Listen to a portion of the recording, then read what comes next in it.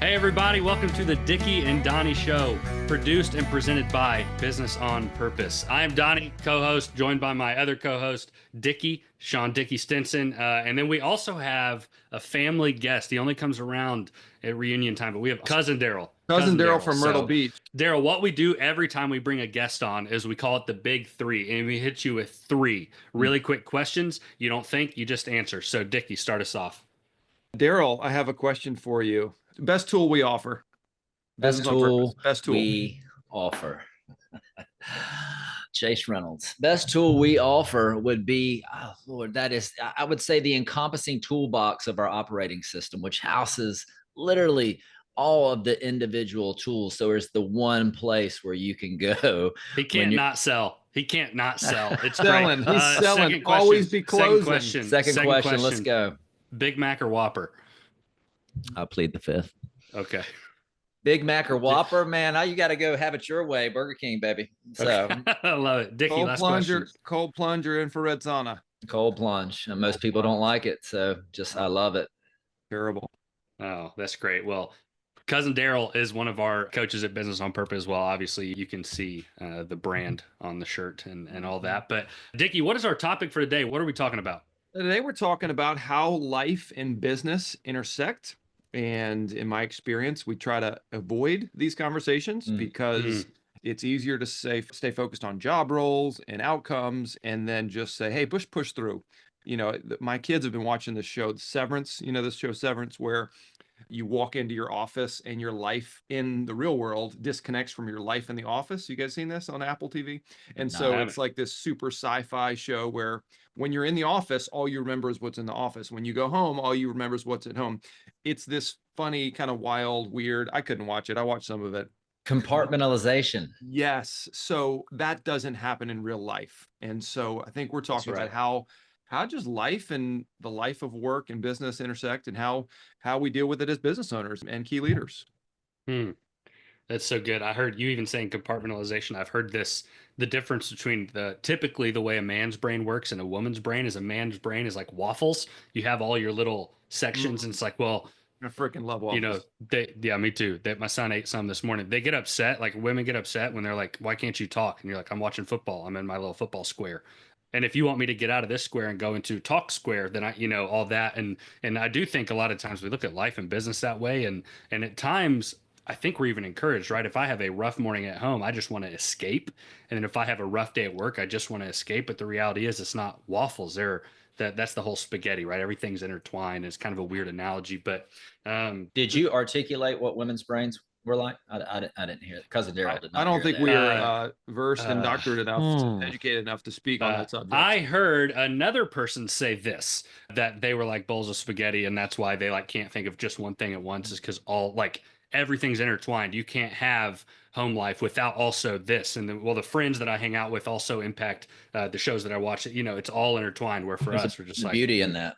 It's a beauty in that. Let me There's a beauty in both of it, I believe. Calibrate. Brent would be building a business operating system, eating a Whopper inside of a cold plunge. That is Brent's best life.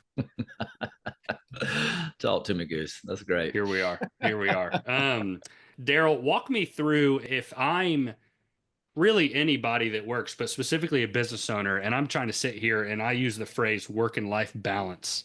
What do you immediately respond with? I'm talking about how I can't find a work and life balance. What do you do? What do you say? If you come into me and you're saying, hey, cousin Darryl, I cannot find a work and life balance, my first thought is to simply ask why. And then I would say, what does a balance look like?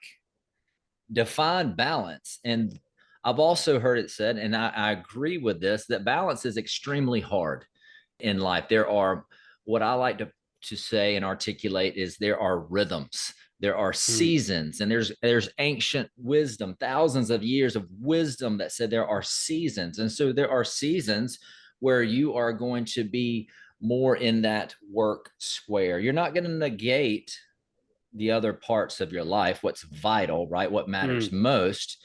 But there is this healthy expectation that this is a season where the pedal is more down.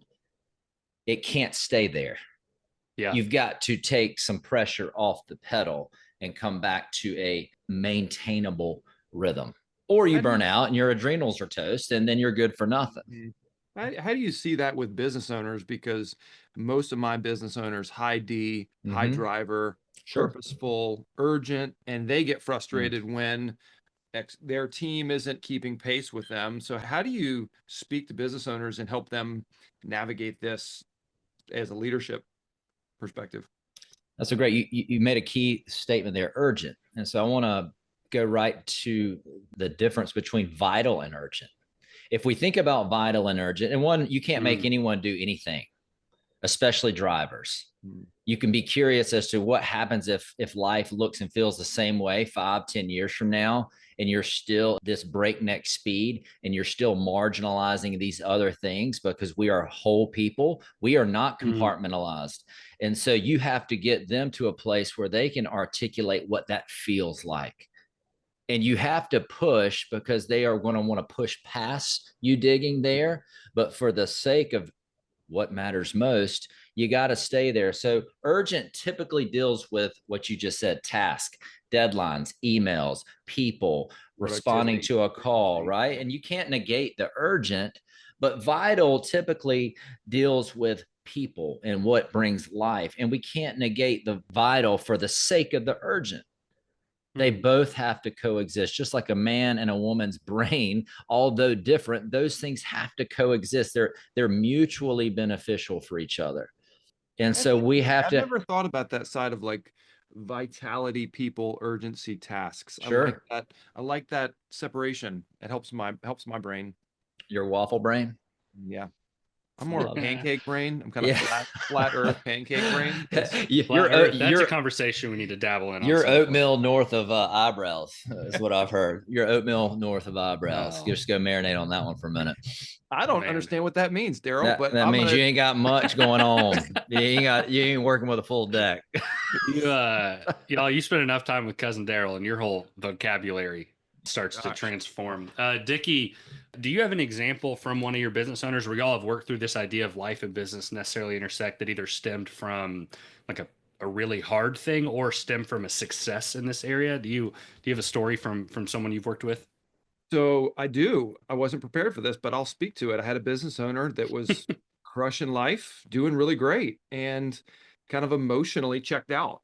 And I got him connected to some counseling and some things where he had some early childhood, just like life things. There were nothing like devastating, but like just really challenging life things. And he was struggling emotionally. And so his work looked awesome. His product was great. He was making a lot of money, doing great, but he was like, man, I just feel kind of empty. I feel like a shell. I feel like I'm not vital. That's a great word. Didn't have a lot of vitality, didn't have a lot of energy. And he was reconnecting like his soul to what is most important. And so as an entrepreneur, it can be very lonely, very isolating to be out in front and to be a driver and to be successful. And he kind of reconnected. And so some of our coaching actually was, I mean, I have 12 years of experience in, social work, nonprofit work with people and emotional challenges. So it was very easy for me to kind of fill in that role. And man, I was so happy to help him navigate some of that. But we realized that a lot of the work we were doing in a professional sense, we could plan and build all we wanted to, but if his heart and his life and his soul was disconnected from the work, we're just not going to make the progress we need to make. And so that was a pretty interesting one for me. Yeah. Donny, we just got off a call, and let's let somebody, a third party, articulate what we're talking about. We just got off the phone with an architect whose business from a revenue standpoint has grown 40%. They are crushing it from a revenue standpoint. And I looked at this business owner. I said, hey, I'm going to stay in your, now this is a grown man telling a grown man this, right? But I feel like I've earned the right over 2 years to say this. I said, I'm going to stay in your ear about your wellness, your health, because you told me that you went snowboarding with your buddies. You just turned, 52. You went snowboarding with your buddies and you were gassed. They're all firemen. They're all in shape. And I said, so I'm going to stay in your ear about your wellness, even though I know you're crushing your business. He said, this was what caught me. He goes, that's probably more important than my business right now. Yeah. Life and work necessarily intersect. Yeah. And he didn't hesitate on it too. I mean, that was 30 minutes ago. And because I'm gonna be coaching his business, and you said that, and him being like, man, that's actually more important. Didn't even hesitate. Was pretty cool. I have one story, and it's not so much where like Dickie, you in the white jacket. We were told by our editor we have to use our character names, and that's been tough for us today. It's actually not our editor, it's our manager, our social media manager, and our platform. Both. I mean, we're big time, dude. I mean, yes. Shout out Kevin. Who needs a name that starts with a D? Devin. Shout out to Devin out there. Devin's a dad of 2 now, which is exciting. So highlight. Okay, I go back. It's not so much on the like life and business intersecting where I need to figure out my drive. I had a story where I was meeting with a business owner. We just started working together, and his wife had come into the meeting with us, which was great for implementation and all that, right? And I had already closed him. We were coaching together. He was paying us money. And he was like, I need you to just sell me again. Why do I need this? And you're like, whew, we already went through this like for hours and talk about chaos. And he stopped me. He's like, Donnie, didn't say Donnie, but I said, Donnie, I live for the chaos. You sit there, you hesitate, and you're like, okay, go into that. He's like, I love when I go to work and nothing's together. I love figuring out how to get it all together just to have more chaos the next day. He's like, but man, I'm 50 now, whatever it was, and I live for this. And I looked at wife of said man and said, how do you feel about it? And she stood up and walked out and left. They drove separate, and she stood up and walked out and left. And I looked back at business owner, and I was like, so if business and life intersect, how's dinner going to go tonight? Right. But in that moment, it was this, he did live for the chaos, but he had a 4-year-old son and he had a wife, and something had to give. And this is a guy that had a heart attack a couple years back due to stress. And you're like, you say you live for the chaos, but man, if life and business intersect, there's people that are feeling that on the back end. You might love the fact that everything's chaotic, but there's a little boy at home that needs you, and there's a wife at home that needs you. And she didn't even get a word out. I asked her, how do you feel about his response? And she up and left. And we just talk so much of it, right? And you can kind of say it quickly of, man, if you have a rough morning at home, it's going to come to work with you. Life and business intersect. You have a rough day at work, your wife or your husband or your kids or your roommates, whoever it is, are going to feel that when you get home because you just had an awful day at work. Like, they definitely intersect, but there's such a deeper level to it where we have to stop just relying on, well, I haven't found the balance yet, but I will. You won't. I love, almost did it again. I love, Darryl, what you said about there's a rhythm, the life and life balance rhythm of there are seasons of right? I just got out of one where life took a hit. And then you wave back into seasons of, okay, now business is a lot. And there's these rhythms. It's so good, but we have to know it. And we have to make decisions according to that being the truth. At times, we have to let business slip for the sake of life and what's happening at home. And then there are times where you got to have a real conversation and be like, babe, I got to stay at work an extra hour tonight. I know that's hard, but this, and this, and that's where that necessarily intersects. And it's really a value identity thing of what's most important in your life. You know, Aaron said a couple weeks ago at our live event, you know, don't come home with a pocket full of money to a house full of strangers. There it is. Oh, you even got there on it is. Tap. Like, I mean, so my wife calls me a tornado. Yeah, a tornado, which means I'm a weather system, and I come into the house, and if the weather system is gloomy, the house is going to be gloomy. If I'm in a great mood and I'm playing music and having a, non-alcoholic cocktail, everybody's happy and everybody's like, oh, this is great. Business owners, you set the example, you set the emotional tone. So if you're driving, nailing, bam, bam, and then you wonder why people are exhausted and fatigued. If you come in with energy and laughter and lightness and joy, you're going to impart that into your team. And so I think that as business owners, it's helpful to realize the inputs we give, or the what we put into the business, the result of what we're doing and how it's going to come out in culture. It starts at the top. That's just a great leadership of, like, it all starts at the top. And I've had people that are like, man, I wish they could just communicate better. And you're like, well, we have to take that all the way back to the top and say, you're not communicating with your exec team well enough for them to communicate to it. It all starts at the top, even with the culture piece. That's good. Darryl, can you walk us through how focusing, and we're going to get into something that I think Dickie's going to share, but with your family, where focusing on your family has allowed this rhythm and this balance and this life and business necessarily intersect. Can you walk us through a little bit kind of what you've done with Lee and your kid and all that, and how that's impacted your work and your life? Yeah, 100%. And my kid, that would be Ada James. She is a gunslinger. She's got two Didn't names, know if four you wanted her years name out old. there, so All good. I guess it's out there for the stratosphere to see and hear. Yeah, we had to sit down as a family because y'all know this, life is moving at a breakneck speed. There's a lot of voices. The latest and loudest of voice is going to get your attention and going to drag you in directions you don't want to go unless you set the trajectory and you set the boundaries. And so for us, and my wife and I both, I would say, come from broken families in a sense that it's all relative. And therefore, we had to decide, what do we want as a family? What matters most to us? Not what Instagram tells us, not what said family over here tells us. What do the Whitakers, that's Darryl's last name, Whitaker, 1T.